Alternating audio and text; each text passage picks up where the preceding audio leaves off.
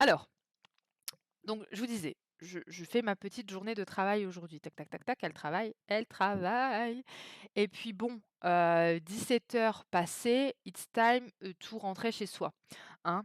Le live, Twitch ne se prépare pas tout seul. Donc qu'est-ce qui se passe? Je prends mes petites affaires et je me rends, straightforward le RER. OK, bon et donc j'arrive sur le quai et là, je me rends compte que bon, déjà, je dois attendre 8 minutes et je me dis: «Bon, bah, écoutez, on va écouter un petit peu de K-pop en attendant». Mais c'était sans compter l'appel, messieurs, dames, l'appel. Je vois un numéro qui s'affiche sur mon tel, un, 0032, je crois que c'est l'indicatif de la Belgique, mais il n'avait rien d'un accent belge au bout du fil. Fait est que, me dis: «Celui-là, je vais me le faire». Donc je réponds. Je réponds. Surtout qu'en ce moment sur Insta, on est à fond. Là, je sais pas ce qu'elles ont, ça doit être le printemps. Les messages de marketing de réseau en foufelle. Que se passe-t-il? On ne sait pas. Et là, c'est bon. Là, on arrête de les prendre premier degré. On y va, les amis. On y va. On s'amuse avec ces gens-là. Ils sont là pour nous divertir. Donc, on y va. Et donc, je réponds. Et là, je tombe sur un monsieur qui, ma foi, avait l'air très gentil et fait est qu'il était très gentil puisqu'on a bien rigolé. Il me dit, alors j'essaie de vous retranscrire, hein, j'ai pas pris de notes, mais il m'explique qu'il est là clairement pour me vendre, un programme et un programme pour connaître, les ficelles des marchés financiers. En gros, la bourse. La bourse, ou les cryptomonnaies ou je ne sais quoi, bref, ça touche de la maille. Et là, je me dis: «J'ai 8 minutes devant moi, on va passer les meilleures 8 minutes de notre vie».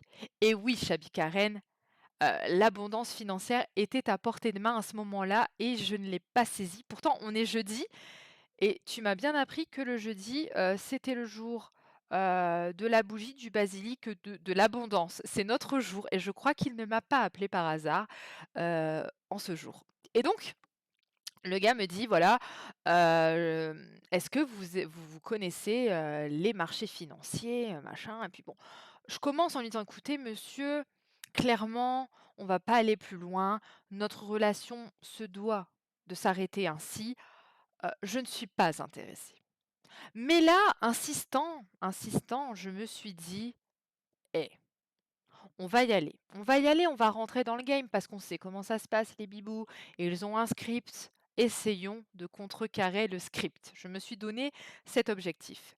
Et là, bon, ben, il me fait son speech en me disant: «Non mais voilà, vous voulez de l'argent, non?» Enfin, grosso modo, il me fait comprendre ça. Et moi, je lui dis: «Écoutez monsieur, je suis riche. Je n'ai pas besoin de connaître les marchés financiers puisque je suis déjà riche». Il rigole. Il cherche au niveau de son script que répondre à quelqu'un qui lui dit qu'il est déjà riche. Et il me dit: «Mais madame», je vous jure, hein, «mais madame, vous savez que du coup, vous avez beaucoup travaillé». Les gens qui connaissent la K-pop savent que c'est important de beaucoup travailler. Et il me dit: «C'est un travail de dur labeur pour avoir, de l'argent». Je vous jure. Et moi, je lui dis: «Bah oui, oui, oui, bah je travaille pour et tout ça».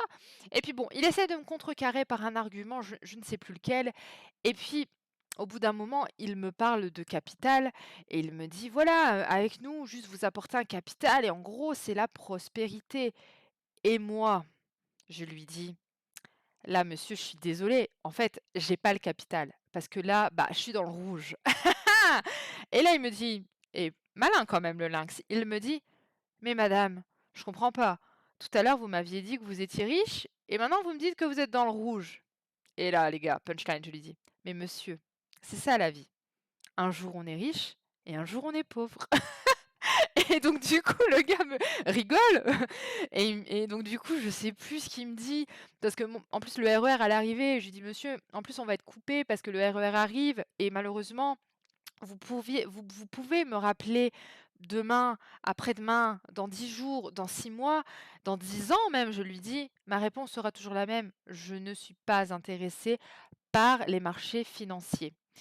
Et il rigole et je lui dis: «Monsieur, si je veux être riche, je ferai tout ce que je peux pour être riche. D'ailleurs, sachez que je vais bientôt miner de la crypto-monnaie avec ma carte graphique». Alors là, le gars, je crois que je lui ai parlé, yougoslave, il a rigolé, il m'a sorti un truc, je crois qu'il a pas compris ce que je lui ai dit et true story, je vais peut-être miner du bitcoin avec ma carte graphique. En vrai, non, parce que ça m'a l'air compliqué et que j'ai la flemme. Mais c'était mon argument. Et il m'a donné un contre-argument qui était à côté de la plaque. Bon et là, bon là, l'appel dure, on rigole bien. Je lui dis, hein, je lui dis: «Écoutez, là, on passe un bon moment, on s'amuse bien, mais fait est que je vous dirai non quand même». Mais il insiste, le bibou est insistant. Le bibou a le script.